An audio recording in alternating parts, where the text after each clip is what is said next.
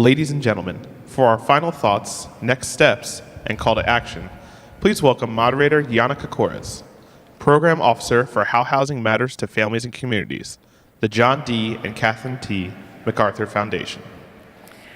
Good afternoon, everybody. Congratulations, you made it to the last panel of the day. Don't leave, everyone, we're not done. Thank you all so much for sticking with us today, and we hope that this last panel will really be an opportunity for us to engage with all of you about what have we learned today and how might we do things differently when we leave here today based on what we've heard and the great examples that we've seen. And that's really the task of this panel, to really kickstart that conversation and get us going on that. So I think let's just jump right in and introduce our panel. We have Robert Ogilvie. He is the director of Spur Oakland, a research education advocacy organization focused on issues of planning and governance. We have Luke Tate, who is the senior policy advisor on urban policy and economic mobility at the White House Domestic Policy Council. And Marjorie Austin Turner, Senior Vice President for Program Planning and Management at the Urban Institute, where she leads efforts to frame and conduct forward-looking agendas for policy research. And Paul Weech, certainly last but not least, Paul Weech, the Executive Vice President of Policy and External Affairs at the Housing Partnership Network, which is a collaborative of the nation's leading housing and community development nonprofits. So I will take my seat and join them over here.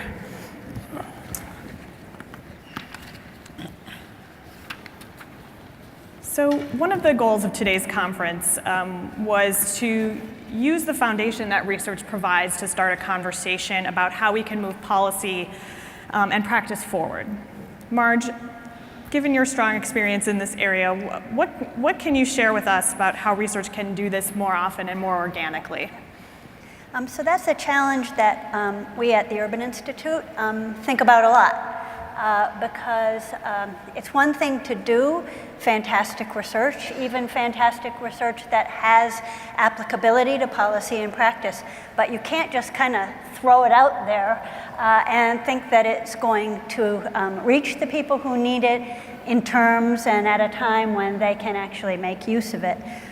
So I'll just say we're working really hard on this challenge right now as an institution, and we're experimenting with a lot of different ways of translating our findings and communicating them. And the video you saw this morning, that was kind of the heartbreaking video that you saw this morning about the Tacoma school housing, is part of a kind of journalistic piece that's actually up on our website now, www.urban.org.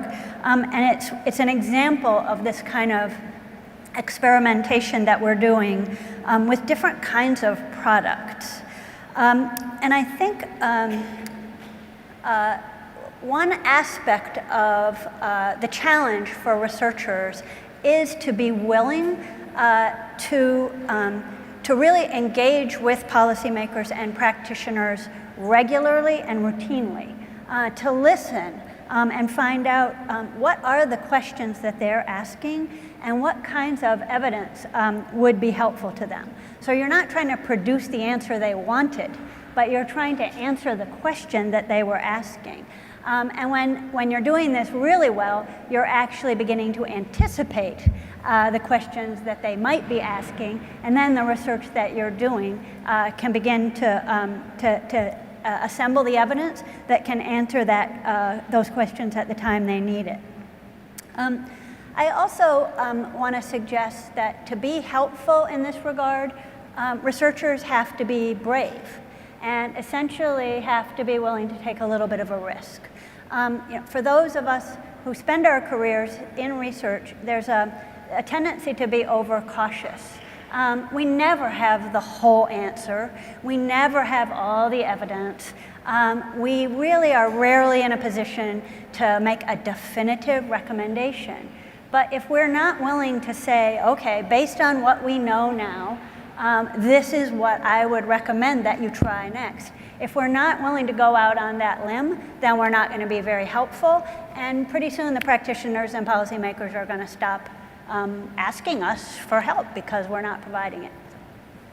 Thank you. So Paul, Robert, you recently come from Change Lab Solutions, where you focused on research and drafting model laws and policies for policy reform efforts with a public health lens.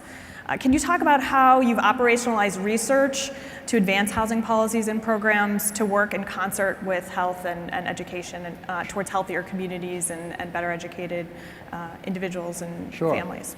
Thank you all for staying. Got to start off with that. In the public health world, the tobacco control movement is really the sort of primary example of what you just asked about, and some of that's bleeding over into health. In tobacco control, what Change Lab Solutions and others around the country have done is realize that if you adopt local policy, you can change local environment, you can therefore change behavior, you can change health outcomes, change lives, and then have a huge impact on local, state, and federal budgets. So that's the framework, that's the parameter of looking at the research, adopting policy.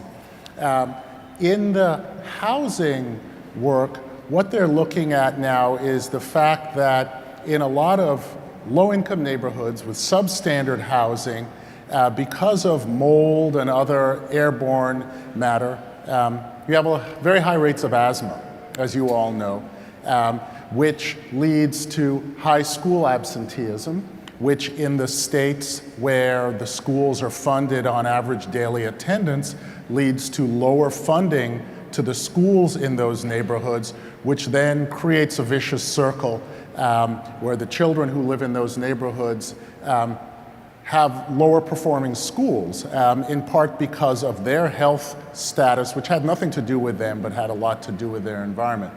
So one of the things that Change Lab Solutions has been working on is a local preemptory housing inspection ordinance, which will be funded possibly out of real estate transfer taxes or something like that, that would, as a matter of course, send inspectors out into rental housing to see what the quality of the rental housing is, to see those that are in violation, so that they can be upgraded, rather than waiting on a complaint from the tenant, which then leads to stigmatization from the landlord and possible eviction. So that's an example of a local policy that could really have a profound impact on health and on school outcomes and on the larger social environment. Right. And certainly draws on the literature that we've heard about today. Correct. Absolutely right.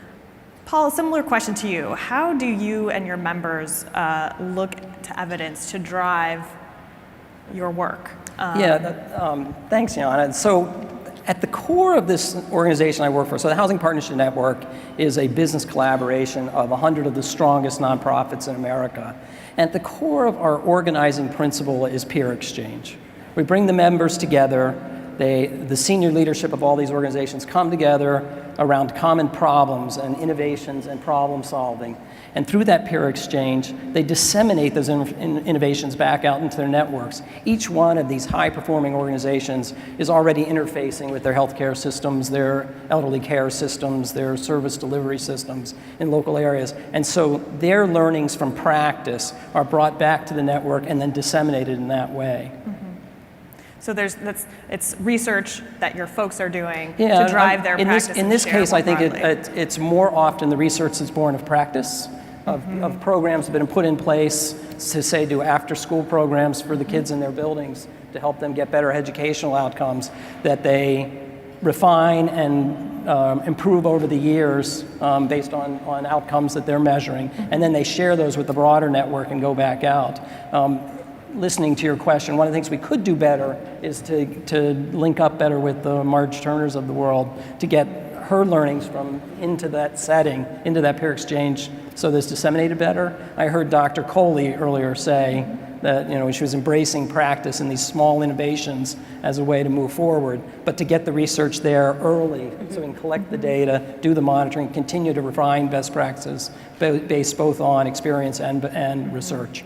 And do you feel like there's power there in the numbers of the folks that you work with? There's many thousands of housing units that you're talking about, many families served that, if you have this aggregation function and ability to measure outcomes in a way. We could do a better job of aggregating all that, but there's absolutely power in the research pool that Marge would have available to her. All of these innovations are spread out through 100 organizations covering every geography in the country, with mostly serving the targeted populations that we all care about. Great. Luke, would that be compelling to you where you sit? I know that we've had lots of conversations before about evidence and the power of evidence. Is that something that you really focus on? I think Paul's talking about an example that's one among a set of examples of outstanding evidence being built in the field, research being done, and then shaping the direction that federal policy has taken. I mean, you look at the intensive effort to build a new technology for how we house folks who are dealing with co-occurring disorders, the way that permanent supportive housing and housing first models first arose, then enabled us to establish a HUD-VASH program, and then further research on rapid rehousing, and it enabled us to establish an SSVF program, supportive services for veteran families at VA, right? The strength of the research on both of those sides in terms of cost impacts, in terms of health effects, put a bipartisan Congress in a position to fund both of those programs, and now you've got veteran homelessness down 33% nationwide in the last 4 years. It's extraordinary. Unsheltered veteran homelessness down 43%, right? So that's an example, I think, of how the research leads directly to us being able to make a federal policy sort of universal. And I think you have emerging examples of that, right? The research on collective impact from the process side, and then on the interactions between public safety, education, and housing, which Urban's been a real leader in, both informed our design of promise zones, right? And then this Congress, whatever you may think of them, has been, I think, remarkably responsive to the evidence that was built by MDRC in studying Jobs Plus, and we're rolling out a Jobs Plus program just in the next couple months as a result of the research they did, enabling us to take that to scale. I think there's new research in the last week that we're going to want to take a close look at. You mentioned the effects of smoking. The CDC has an incredible new study out on the costs of smoking in public and assisted housing. We already have more than 500 PHAs nationwide who have chosen to adopt smoke-free policies. I think it's going to be important for us to continue to look to the research for how we think about those policies going forward and how folks make those decisions locally. So I think, at every possible level, research on process, research on outcomes, research on costs has continued to shape our policy. So you sort of anticipated my next question, which is really about costs. Right. There's been a lot of conversation today about return on investment and how we think about that and capture that. I'm wondering if you could all reflect on either some examples you've seen that have really helped to move a conversation forward, because there has been an ability to capture that cost savings, and then I want to talk a little bit about some of the challenges and opportunities there. But maybe Robert, if you want to start on the cost side. Sure, because it all comes down to costs. We heard from Jonathan Rose about the fact that we're only building 1/10 of the amount of affordable housing that he thinks we should be building. And one of the main reasons we're not building it is because we don't have the money for the subsidy. And when I look at where the money can come from, I tend not to look just at the pie for subsidized housing, but at the total pie. I think we need to sort of step back and see where the money is and who has it and how some of it can potentially be sent in the housing direction. I found a couple things interesting today. We just heard Mr. Taves talking about the potential for having hospitals spend some of their community benefits money upstream is essentially what he was saying, to create a healthier environment. If you create a healthier environment, you create people who are less expensive to insure and who are going to live longer and better lives. We heard Elizabeth Baca talk this morning about the Strategic Growth Council in California. Being from California myself, I know a fair bit about the SGC. And what it is it was created by Governor Schwarzenegger, and he compelled the heads of all the state agencies to get together every quarter and coordinate their activities. It had never been done before. I think that's a great model. That should be happening at all levels of government. Mayors should be compelling the heads of their agencies to get together regularly if they don't, and coordinate their budgets, coordinate their activities. And going back to the tobacco control model, what recent research has shown is that in California, between 1989 and 2006, the state spent 1.2 or 1.6, I can't remember exactly, $billion fighting smoking, but they saved $156 billion in healthcare costs. If you had a situation where you had interagency budgeting and regular coordination among agencies, actions like that and savings like that could be then repurposed for some of these other areas like we've been talking about. And I think that's the future.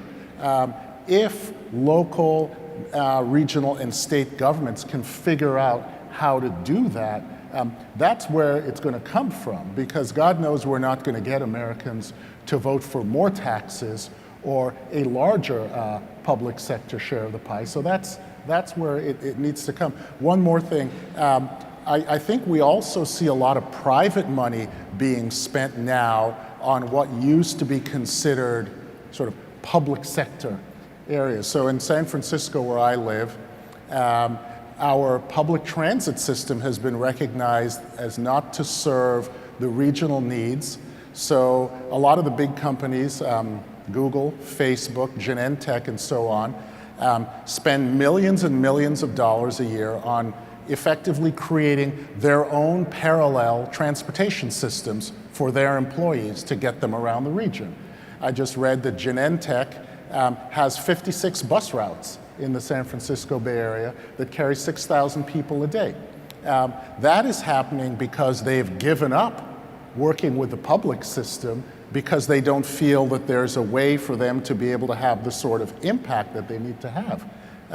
Public sector reform hopefully should be able to make a dent in some of that and maybe get access to some of those resources that are already out there. Luke, where you sit, and DPC is sort of a multidisciplinary entity in and of itself.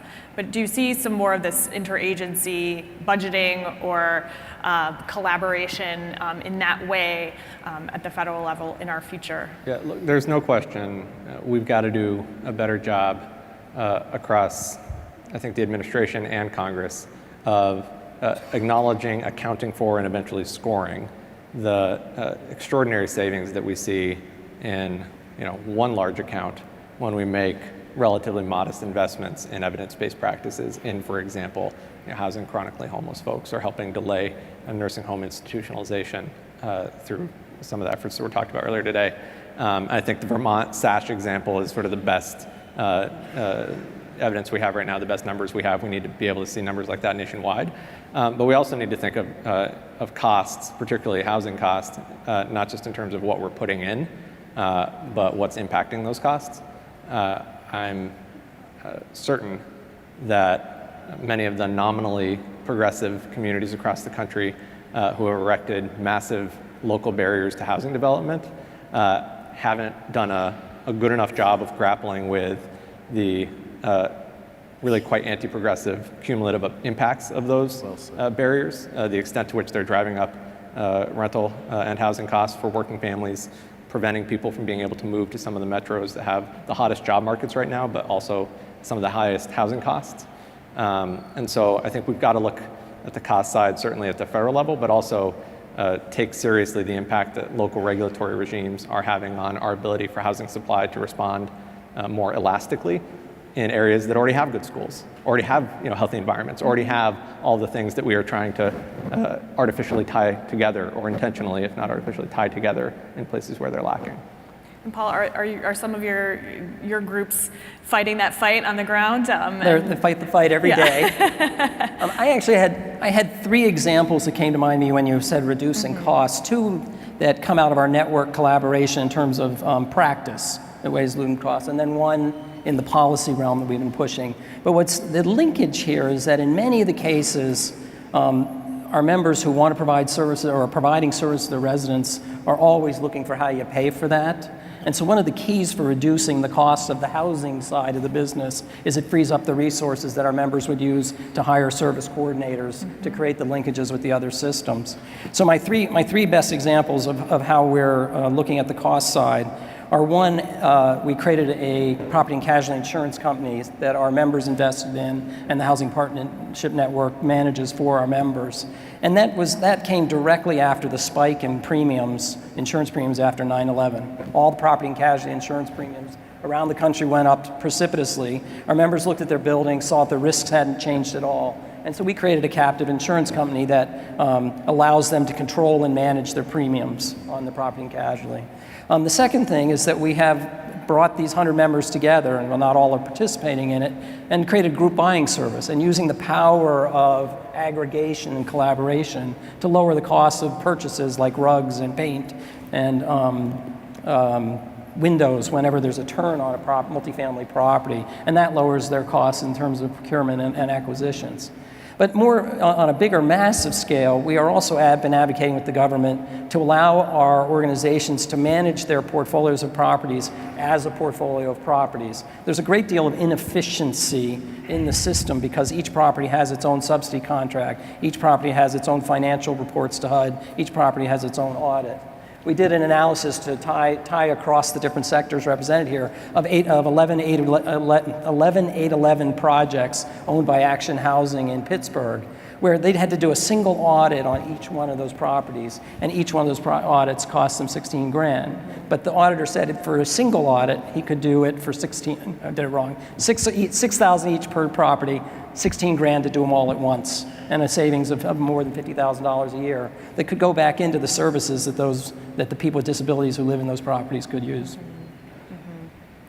It's a compelling argument for some very in the weeds sort of housing developer. And in fact, the savings get much bigger. That one, the audit per property versus one audit is easy to explain, but there's also huge savings to be had if you can finance all the properties with a single transaction rather than a different loan for each one. Absolutely. Just in terms of transaction and interest rate costs. Capturing the savings from those efficiencies, for sure. We've been talking about costs, and that that at some point, to your point about how we pay for services and how we use actually housing as a platform for providing services and bringing that greater service integration into housing. And as we think about collaboration, those conversations always come down to resources too. So how could we think about attracting more investment from more diverse sources to achieve the broad social impact that we hope to see through housing? What are some of the innovations that are around there? I know HPN is innovating greatly around capturing private investment. Can you talk a little bit about that? Thank you, Anna. The two thoughts going through my mind. One is less on the services side and more on the capital side. We've done an awful lot of innovation in trying to figure out how to aggregate this network together to raise private capital and leverage private capital in an era when public subsidies for capital have been shrinking and are severely constrained. And so one of our innovations was to create a REIT. We created 12 of our members joined us in investing in a REIT. The MacArthur Foundation was the leading first investor there. We thank you. Your money was the first money in, but with the MacArthur money and a small grant from Ford, we were able to leverage up $100 million that allow our members to go out and buy properties in the market within 60 days. The normal transaction would take 18 days, and many of these properties go to private investors because the seller doesn't want to wait 18 months. So close in 60 days, own the property, preserve it as naturally occurring affordable housing, and keep it from gentrifying. It's a fantastic innovation for attracting private capital, and we're getting ready to do a second capital raise. On the services side, most of our members are either using the excess proceeds that they can scratch out of their properties to pay for service coordinators, or raising money for service coordinators who can then go out and interface with these other systems and bring in the Boys and Girls Clubs to provide the after-school program, or bring in the partnerships with the healthcare systems to provide the services that their aging populations need in the buildings. And so I would think it would be a terrific investment in the public sector in increasing the existing grant programs for service coordinators as a way to create those cross-silo, cross-sector collaborations and maybe create some efficiencies. Others, any ideas for attracting other sources of investment, particularly for how this integration that we're looking to see with housing at the core? Well, I guess I would just throw in that I think the issue of costs is a critical one, but part of what's been exciting about today's conversation is talking about some of the returns, the benefits, the payoffs that in a way are more compelling when they're not monetized. I mean, kids doing better in school, people being healthier, people living better lives longer. And so I think I'm always excited at the prospect of building an evidence base that says this yields long-term cost savings, this yields cost savings in some other system, let's figure out a way to do that. But I think we want to make sure we don't lose our respect for evidence that makes a compelling case about outcomes we care about that can sometimes kind of be minimized when we try to monetize them. Point well taken. Very good point. Others? You guys want to weigh in on that? I'm just listening to you, Marjorie, and I think my wife always quotes Lily Tomlin, and Lily Tomlin always says something like, I guess I should listen to my wife better, but every time I think I'm too cynical, I realize I just can't keep up. And I appreciate what you're saying. A lot of my work is about trying to get public and nonprofit organizations to work together.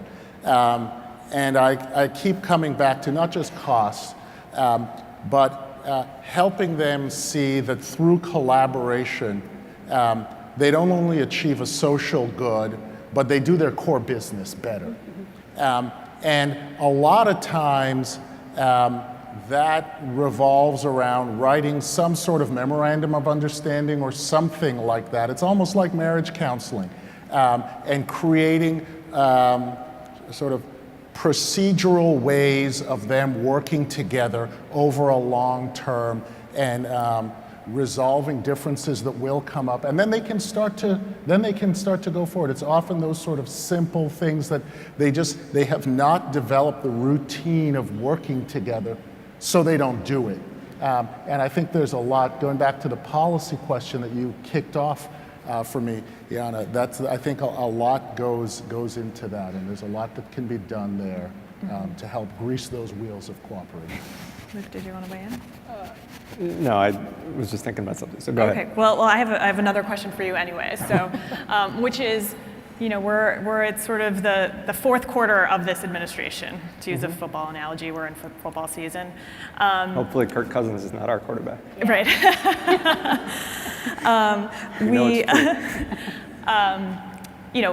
How should we, those of us gathered here in the room today, think about how we could help advance this sort of will of interagency collaboration and integration across policy silos and programs and interventions to carry that forward? That's been a hallmark of this administration. How do we keep that momentum going through the end of this administration and into the next? Well, so I think the first opportunity that we have here is there's some extraordinary work that the teams at HUD, at HHS, at Education have done to try to build into the way that the federal government approaches partnerships with local communities that are working on housing and health and education, to build into our approach all the innovations that have happened in the field in the kind of years preceding us getting here, right? Like, we didn't come here and invent any of this. I think the next step, though, is making sure that, you got Michael Mira doing extraordinary stuff in Tacoma with McCarver. Part of the question is, how do we make sure that more directors have that kind of flexibility? But there are also a lot of executive directors out there right now who have that kind of flexibility. What do we need to do at the federal level to get them ready to do similar work in the dozens of places right now that have moving to work? Is it looking at high school graduation rate or third grade reading scores or kindergarten readiness as part of what we were trying to achieve through our mission as public housing entities. I think the same question extends to the HHS and HUD link on the Vermont SASH program that I talked about earlier. You know, Ben Metcalf's team at HUD is working incredibly hard with Jennifer Ho, who was on this last panel, to figure out how you build those learnings into every single thing that we're doing. We need partnership from Congress on that, right? So I think there are opportunities for us. Now, I think opportunities for everybody else are to, push us, right? There's a high appetite in these next couple of years for things that we can do. The president can take executive action without having to go through and wait for Congress. And we're going to be moving forward on our fair housing policies and rules. We're going to be moving forward on other areas where we're able to dictate the pace of change with promise zones. That's been one area. But I think folks need to push us. Barbara Sard and her team at CBPP just put out a report naming a number of things that the administration needs to look at to improve the ability of families with children that have vouchers and otherwise to access higher opportunity communities. So I think we need to be pushed in those areas. And then finally locally, and I mentioned earlier local barriers to housing development, but I think the federal policy conversation, because it is national, often sort of takes center stage, when in reality, we can talk all we want about the incremental additions to our voucher program that we think need to be made and that we've made very clear in our budgets, but that's howling into the wind when the Metro New York, Metro San Francisco, Metro DC, Metro Boston rents are skyrocketing, right? And so I think in as much as we've got limited time left, for 2 years, the last thing that I would want folks to do is look at that as the end of an opportunity, when really I think if those next 2 years were also spent building the kind of coalition for change that we need in local housing regulatory regimes to tie those approaches more closely to lowering costs for families and getting them access to better schools, healthier environments. I think that would be an incredible sort of concomitant effort alongside anything that we're doing at the federal level. Robert, are there things in your experience working with Change Lab in a variety of municipalities on the West Coast and all over the country that you see momentum for these collaborations and interagency cross-silo initiatives at the local level to help drive the conversation at the federal level? Are there particular areas where you see that happening and that there's sort of a groundswell happening? Let me make sure I understand the question. Are there particular areas where I see this cross-agency collaboration happening at the local level? And or does it percolate up to the federal level? Yeah, and how, if it's happening in multiple places, is there a sort of a groundswell of effort, let's say around housing and education?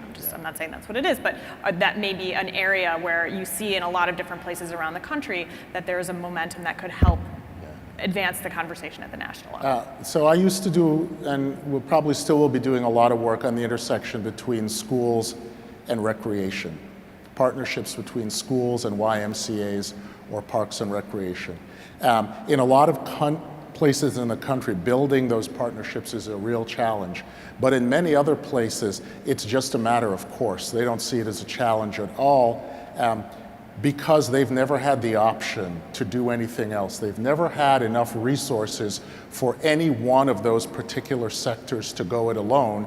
So in order to function effectively, they've had to have partnerships. Spokane, Washington claims to have had a shared use agreement between Parks and Rec and schools since 1932. I say claim because they never wrote it down till 1982. They had a handshake that worked for 50 years, so I can't verify. They are surprised to hear that this is an issue in other places. And I could go on and on and on. The state of Oklahoma, they're doing amazing things cross-sector, at the county level, some of it with funding from their Tobacco Settlement Endowment Trust. I don't know if some of you saw a story in the New York Times last week about how most of the states wasted the tobacco settlement money they got from big tobacco. Oklahoma did not. Oklahoma was very smart about it. So there's a lot of this stuff going on. Where it really becomes difficult, the cross-agency collaboration, was in the sort of big metro areas that you were just talking about, Luke. Anyone here from the LA Unified School District? Okay, I'm in a safe house. Try to get them to collaborate with anybody it's like dealing with the Kremlin, almost. They have long, and their building is, anyhow, they have long been able to go it alone, and they're not going to listen to anyone unless their feet are to the fire. And dealing with that and dealing with what you rightly call the local regulatory regimes in a lot of the bigger metropolitan areas, I think they could learn from some of the smaller areas who've been doing this all along.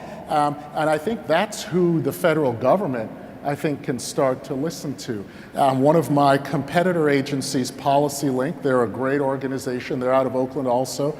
They have a motto of lifting up what works. And I think that needs to become something that is more widespread, is looking to some of, I mean, I love San Francisco, obviously. I live there. I love Boston. I love New York. I used to live there. But let's look to Oklahoma City. Let's look to Spokane. Let's look to some of these places that are really growing and starting to do well and deliver low-cost, effective services, because I think a lot can be learned from there as well.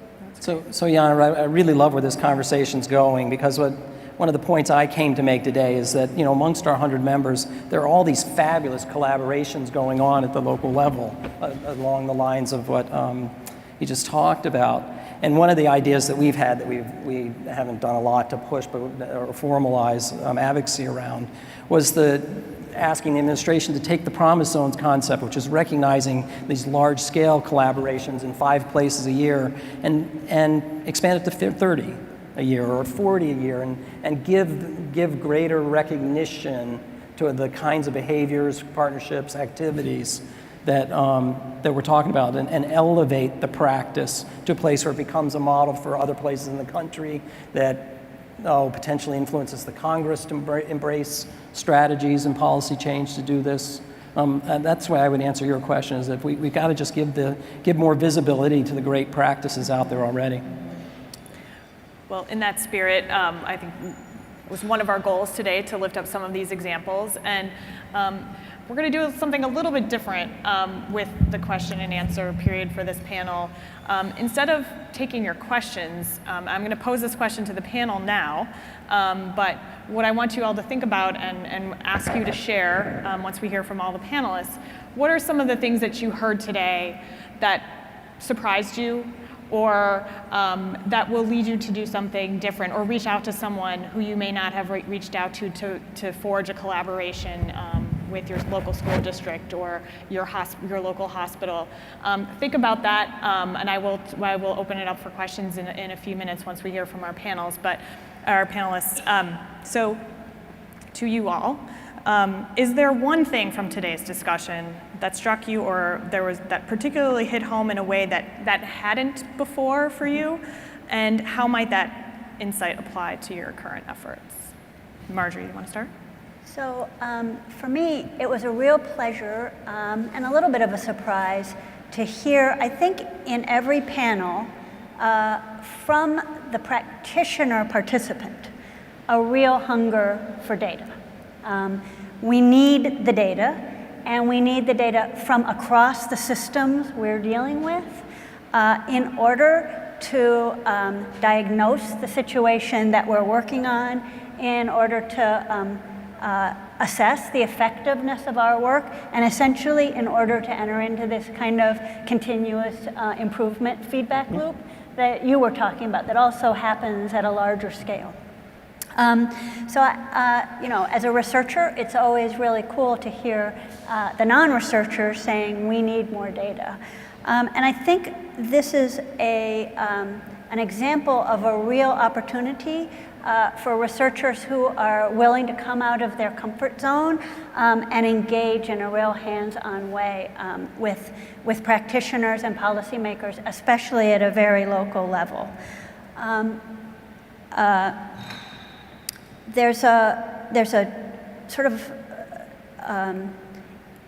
unsatisfactory tradition of researchers being perceived as the evaluator, hands-off, a really clear divide between the practitioners, what they're trying to test, and the evaluator sitting back and declaring 5 to 10 years later what worked and what didn't work.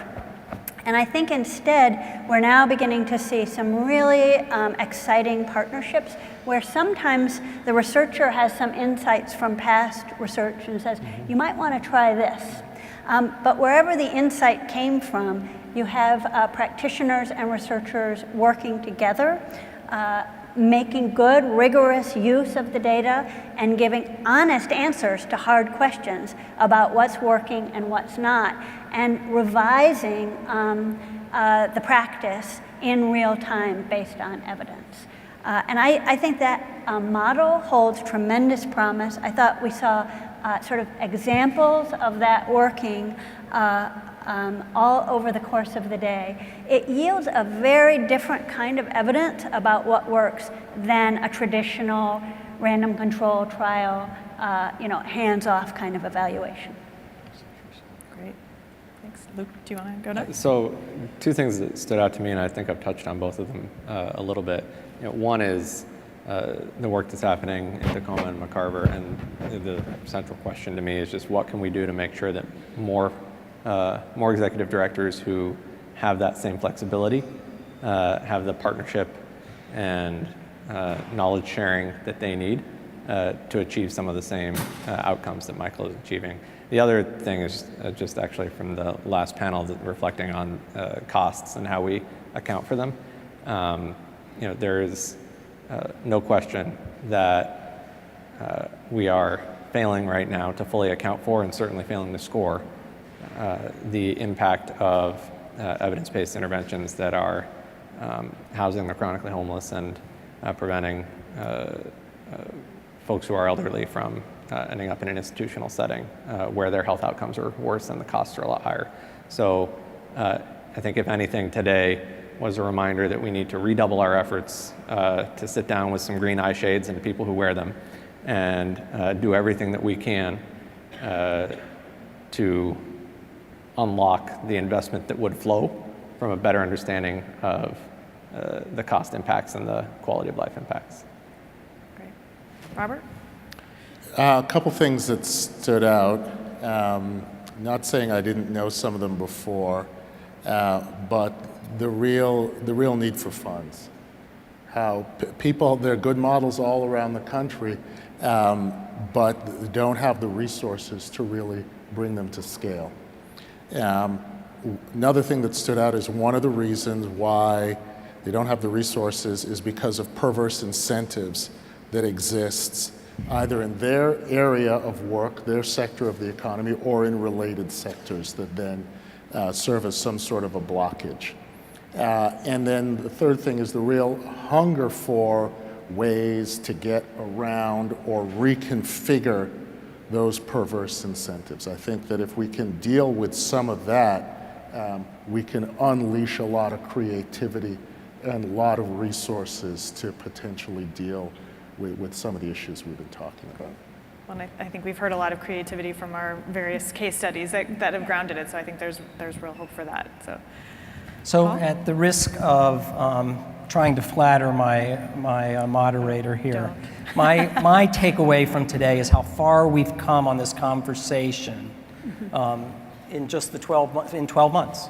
The same conferences a year ago, we were talking past each other, the healthcare people, the education people, we didn't know what we were talking about, and today I heard people from those different sectors using the terms Section 8 and Section 202, and so there's a common language coming together. I applaud not just the MacArthur Foundation for all the work you guys have been doing to do research about the cross-sector collaboration, but also Luke, you and the administration for creating the policy context to force us all to start talking together and figuring this out. And the examples we saw today, there's an explosion of really good results and good models that I'm sure a lot of my members are already picking up and look forward to picking up. My holy grail, though, is to break down this room into hollow square tables and have a real conversation. I work with practitioners, folks who are trying to run businesses and trying to balance budgets and get units developed, and they're very practical folks. And I would love to take this conversation to the next level, get the workforce development people and the education people and the healthcare people around the table with my strong leaders and figure out how to really drive business models that leverage each other's resources, expertise, and drive towards the outcome that Marjorie's going to measure for us, that show her make a difference in people's lives. But not at a distance. Who's going to get engaged? Yeah, right. Well, Marjorie can sit at the table. Yeah. So. Always Marjorie's a happy. great hollow square facilitator. I can speak from personal experience. And I do want to hear from you all in the audience, so please come to the microphone, and in the spirit of piggybacking on Paul's comments, thank you for the flattery, but also one of the things that I learned, and I take Jennifer's point very much to heart, about how do we get the healthcare providers in the room, how do we get the school superintendents in the room, and that is a goal of ours. It's message heard loud and clear. How can we at the MacArthur Foundation play our part to bring those folks together? And in fact, we are doing some of these roundtables that you are talking about, Paul, and working with Erica Pothig and her team at the Urban Institute to do a series of these of roundtables. And actually, the Tacoma experience was something that came out of that roundtable, and with support from the Gates Foundation. So this is certainly not about only MacArthur. There are lots of other folks that are coming to this issue, and we really do want this conversation today to be energizing, and it has been energizing for me, and hopefully it has been for you as well. So I believe that's Howard. I don't have my glasses on right now, so I think that's you. But please introduce yourself and share your thoughts. Close. Harold Simon from Sorry. It's okay, everybody does it. Harold Simon from Shelterforce Magazine, and for those of you who don't know, we're a 40-year-old community development publication. And I want to underline or add to something that Marjorie said about the need for data. A couple of years ago, we did a special issue on health and neighborhoods. And we worked with the Robert Wood Johnson Foundation, the San Francisco Fed, and others, and we did a webinar. And we had 1,000 people sign up, which by itself kind of blew us away. But most of those folks were in the healthcare side, health community side. And so I think what I'd want to add is not only do we need funds, we need that all the time, and good research, but we need the stories. We need the stories of all of those great places that are doing innovative things, and told as stories, which I think is one of the best ways to get the message across and lead into policy change. So keep telling us those stories. Great. Thank you. My name is Lisa Sturdivant. I'm with the National Housing Conference, and I want to build on that and echo a little bit what Marjorie said. So one of the things I heard today was someone on the panel said these words that, large experimental designs, they're expensive, and they take a long time. And there's a real urgency on the part to have answers more quickly. At the same time, as many of you have mentioned, a lot of the most innovative stuff is happening at the local level. And so I'm really interested in how researchers can help folks at the local level understand what data should I be collecting, what outcomes should I be looking for, what do I need to know so that I can tell the story, but can also have the outcome data that either quantifies it or does a cost effectiveness analysis. But I really think that there's a challenge to connect researchers with local communities. Some local communities are lucky they have a university locally or they work with a research partner. But I think for those of us in the research community, I think understanding how we can partner with folks at the local level is going to be increasingly important as we move forward with the research agenda here. So that's what I took away today. Thanks. Great, thank you. So can I sort of respond to that a little bit, because I think you're absolutely right, and I think this getting where you've suggested we need to go takes some changes of behavior by researchers. For the most part, I'm gonna put the onus on us. For lots of researchers, sort of the conventional set of incentives is to produce this cutting edge, methodologically sophisticated piece published in a journal article that's pretty much incomprehensible. Doing this more nitty-gritty, hands-on work, taking advantage of the imperfect data that are available, answering the best you can imperfectly the question that folks are asking, and being willing to listen and learn about actually what are the policy or practice levers that your practitioner partner has some control over. Those are all really different activities than you learn as a scholar or that are rewarded for scholars. So this is where I am arguing that researchers who say they want to play a role, contribute to policy and practice, they actually have to step out of the comfort zone and step out of the reward system of sort of academic scholarship and take some risks. Well, and I was really pleased to hear Rebecca on the panel earlier today really put herself out there and do that, and we're very pleased to be supporting a lot of researchers who are willing to do that and have their engagement on these issues. Well, please continue to think about how what you've learned today will carry forward in your work, and please share that with us. Continue to use the hashtag for the conference to share those ideas and thoughts with us. We do want to hear that. Please join me in thanking this wonderful panel, Paul, Marjorie, Robert.